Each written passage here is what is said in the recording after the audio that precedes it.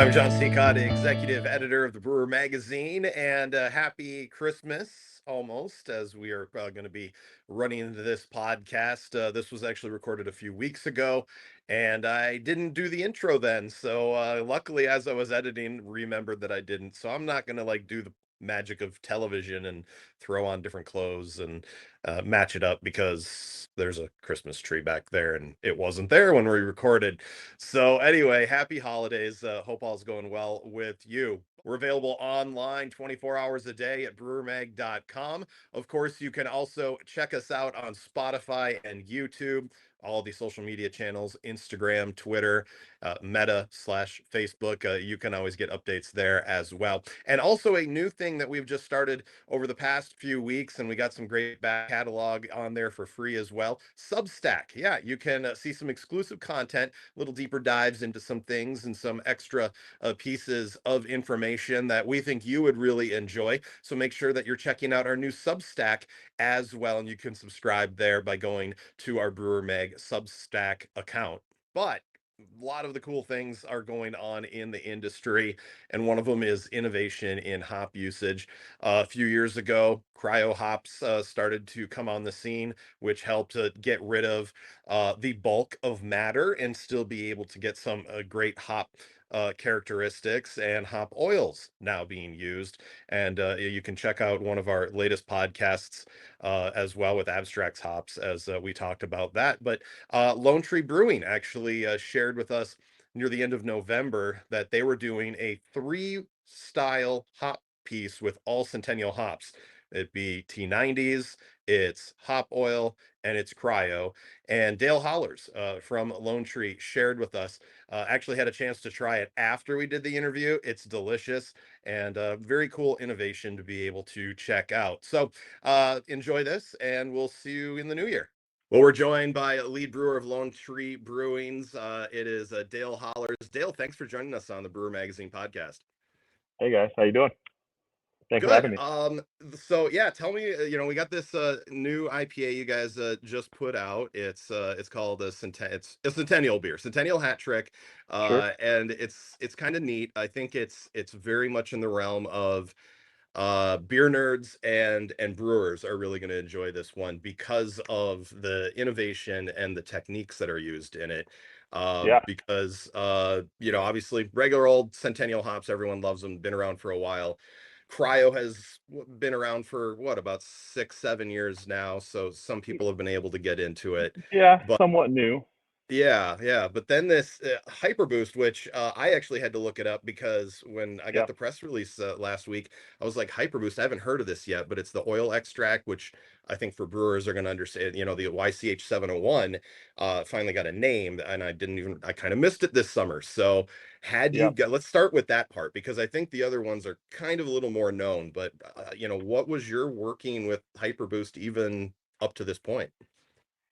So we've been kind of, experimenting with oils a lot in dry hop and whirlpool and all throughout the realm. This has been years past, and this new product came along. And at first we did experiment with Dynaboost, and that's same through YCH, and that's a whirlpool, more of a whirlpool edition. And then Hyperboost is kind of the newer thing. Boom, right there. So, and this is more of a dry hop, is what they recommend. You can do both.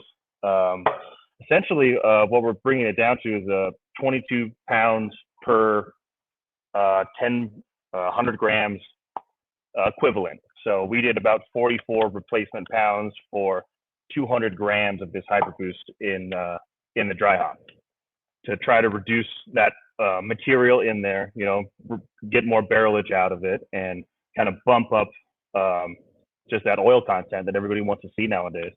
Yeah, absolutely. Well, tell me first off, what made you guys think of let's do it three different ways and make a beer out of it? Is it something you guys have done before, or is this something fairly experimental for you? You'd seen it somewhere else? Yeah, so we have done this before. We did it with a mosaic.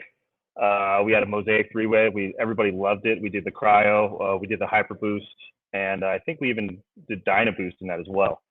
No. But yeah, so and we're like, man, let's just do this for the market. We decided to do it for kind of a winter seasonal IPA through the market, and people loved it. The distributor's still ordering more. So you know, Yeah. um, Was it smaller batches than the first time you guys were doing? So this is kind of the bump up. Yeah. The first batch was at our other brewery, and we kind of have a 7 barrel pilot over there, and so we did that, and then we bumped it up to make a 40 barrel batch here. Nice, So quite nice. a big bump up, but it worked out. Yeah. And so how many different hops have you guys done this with then? Well, before the three-way, we've done a lot of like single, like Simcoe hop single, but the Mosaic, and then now the Centennial is our first two three-ways with this oil. Nice.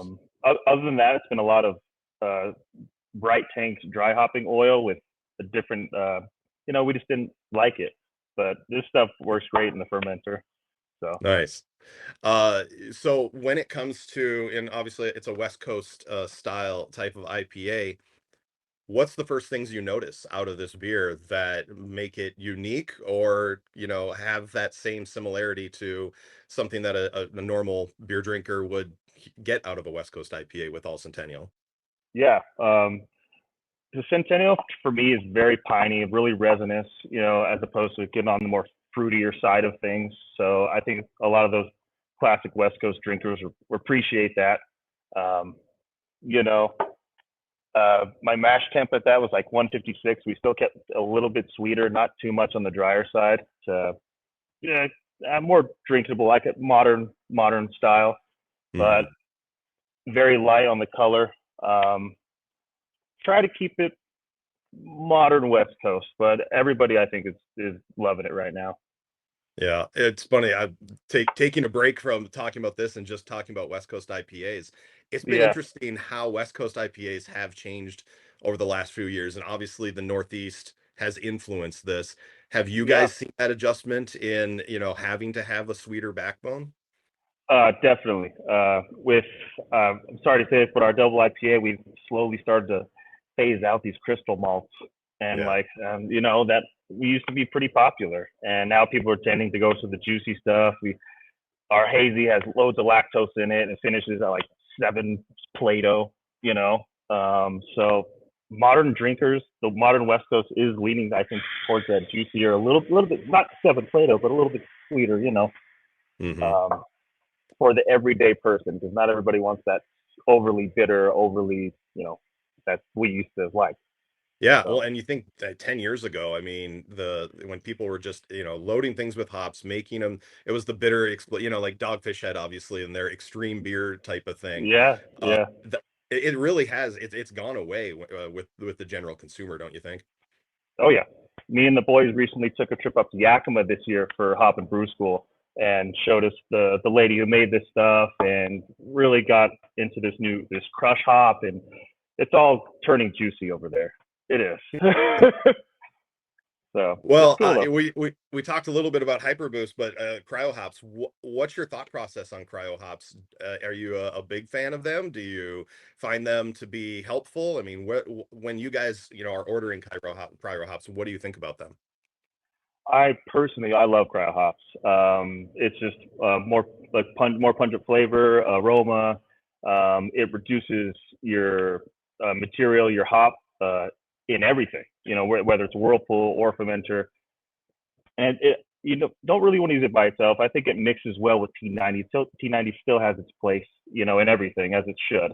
But Yeah. that cryo really just helps it along, and I think I build cryo into almost every IPA recipe that I do.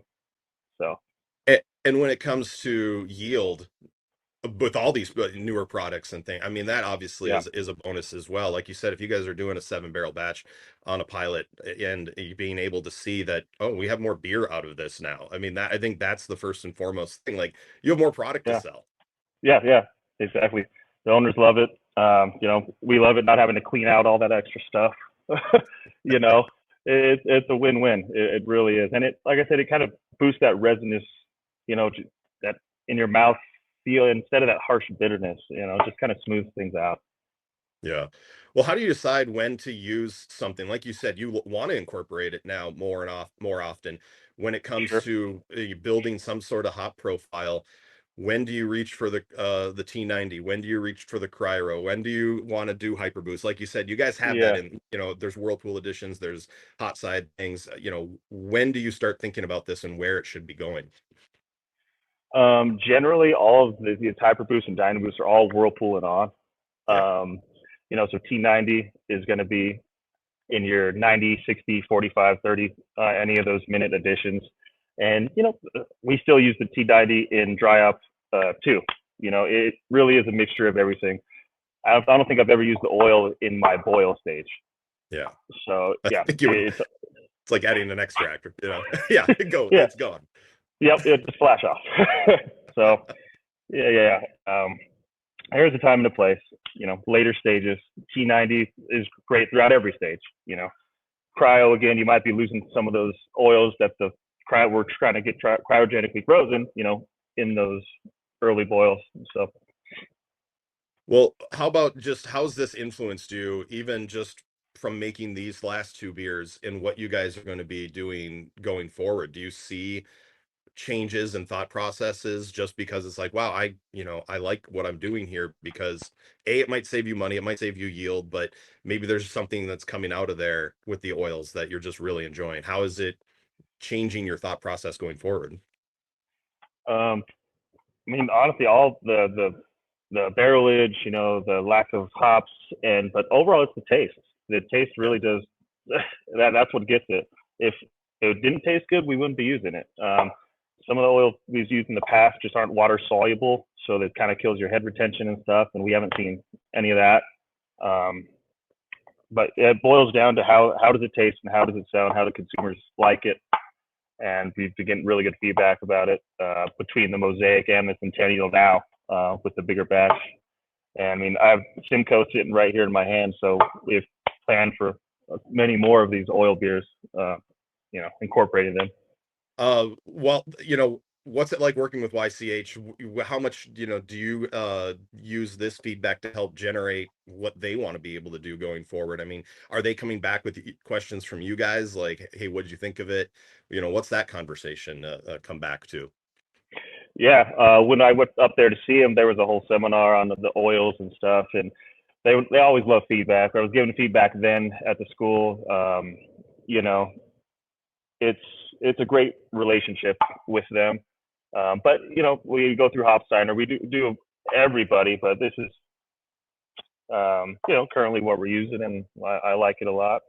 What kind of insights and feedback are you looking for from the general consumer? Like, or, when it came with the Mosaic release, that led to the Centennial release, do people notice? Did people talk about it? Like when it comes to even as a marketing side thing, do you see people getting excited for something like this? Do they understand?